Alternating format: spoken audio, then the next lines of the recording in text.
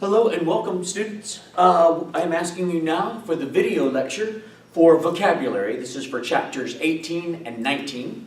So as I get started on my lecture for these chapters, I would like you to make sure that right now you have your vocabulary book open to page 106 in front of you now while you're watching this video. Obviously, if not, please pause the video and open your books. Looking at page 106, our first word is pronounced constrict. Again, constrict. The example sentences say this: the summer highway construction will constrict traffic by confining it to only 2 lanes. For centuries in China, girls' feet were constricted with binding to keep them from growing to normal size. Women's feet were considered most attractive if they were less than 4 inches long. Okay, so what do you suppose constrict means?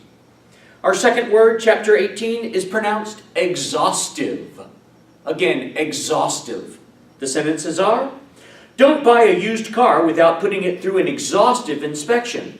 Check every detail from hood to trunk. Second example, my teacher recommended an exhaustive 1,000-page biography of Freud. Who has time to read such a thorough account? Okay, Freud, of course, is a famous psychologist. All right, so what do you think exhaustive means? Based on the word, of course, exhaust, as in completely out of energy or thoroughly used up. Okay, so figure out exhaustive. Our next word is pronounced fallible. Again, fallible. I know we are all fallible, the boss told his workers, but you do have to make so many of your mistakes on company time. And the second example: when they are little, kids think their parents can do no wrong, but when they become teenagers, their parents suddenly seem fallible. All right, what do you think fallible means? The fourth word is pronounced formulate. Formulate. The authors first formulated an outline of his plot and then began writing his mystery. Before stepping into his boss's office, Toshio had carefully formulated his case for a raise. His case in this means his argument. Okay, what does formulate mean? 5, the word is genial. The examples are: I was worried that my grandmother's treatment at the nursing home might be harsh. So I was relieved when the nurses and aides turned out to be so very genial. Stacy found her first dance instructor so rude and unpleasant that she changed to a more genial one. So what do you think genial means? The 6th word at the bottom of the page is pronounced habitat. Again, habitat.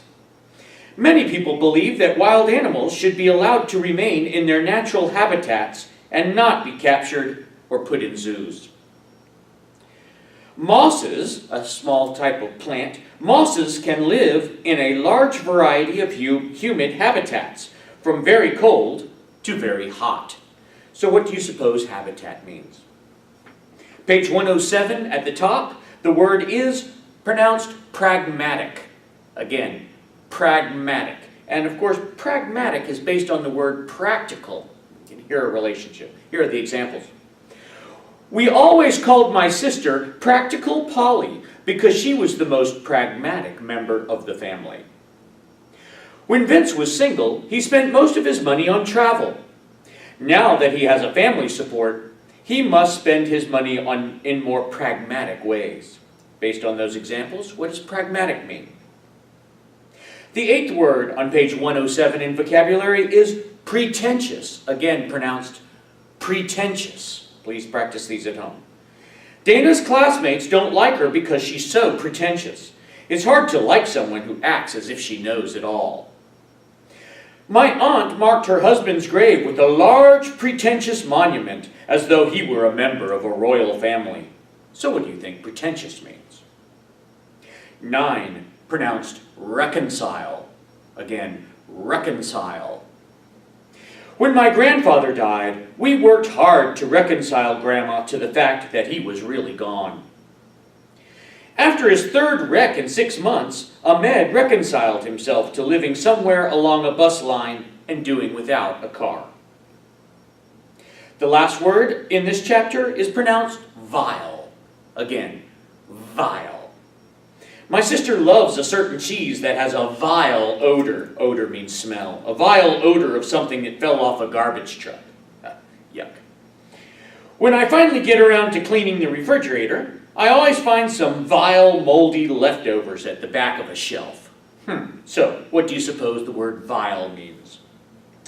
Please complete chapter 18, and when you have done so, please turn to page 110 in the vocabulary book, and I'd like to begin chapter 19 as well. I'd like you to complete both of these chapters as the instructions on the Blackboard announcement state. So, go ahead and make sure your book is open to page 110. This is the beginning of chapter 19. Our first word is pronounced avid.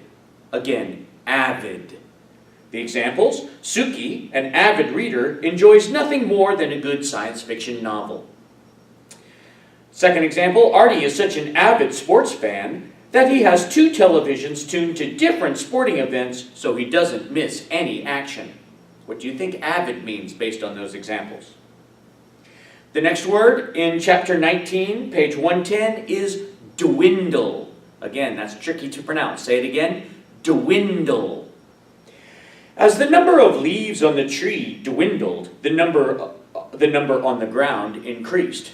This time of year, fall, that's accurate. Chewing nicotine gum helped Doreen's craving means desire or wanting something, Doreen's craving for cigarettes to dwindle.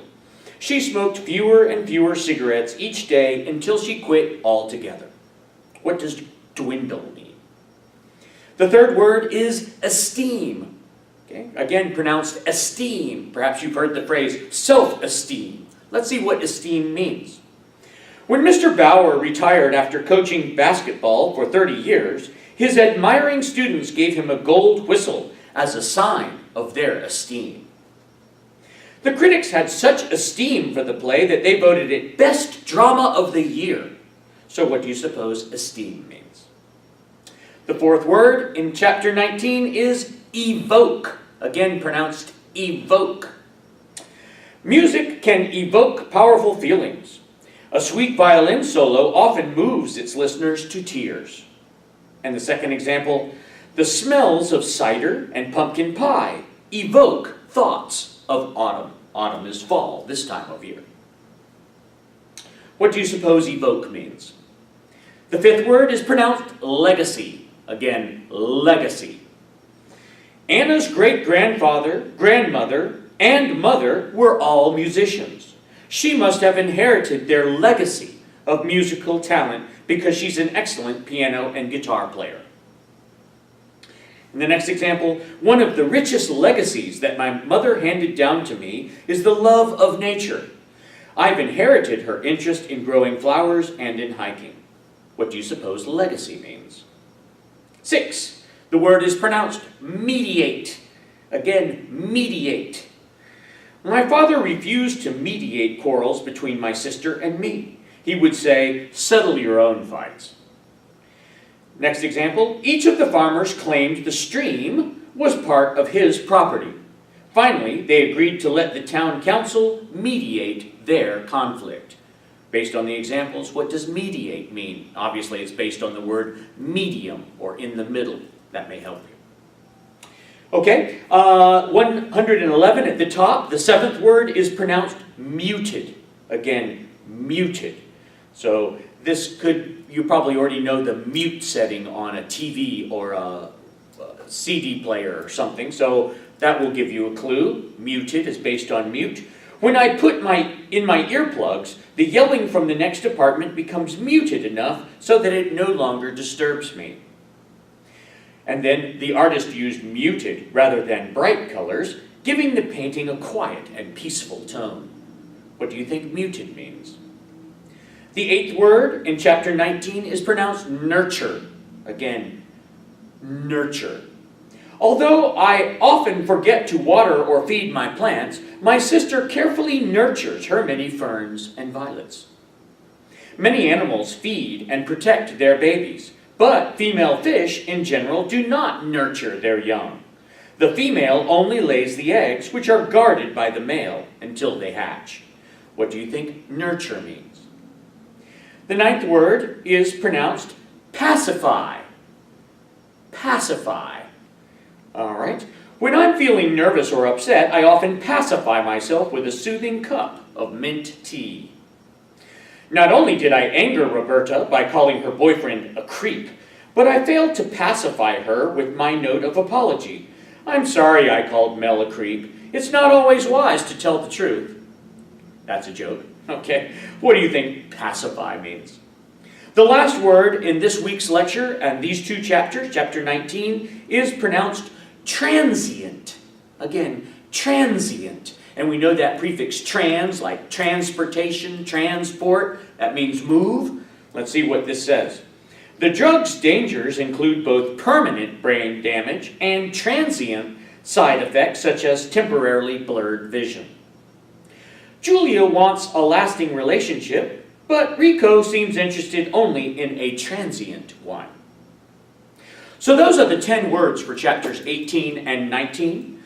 I would like you to make sure you understand the pronunciation, obviously, understand their definitions, finish both of these chapters as the instructions on Blackboard say, and we will review all of the answers in class when we return on Thursday. Okay? Thank you.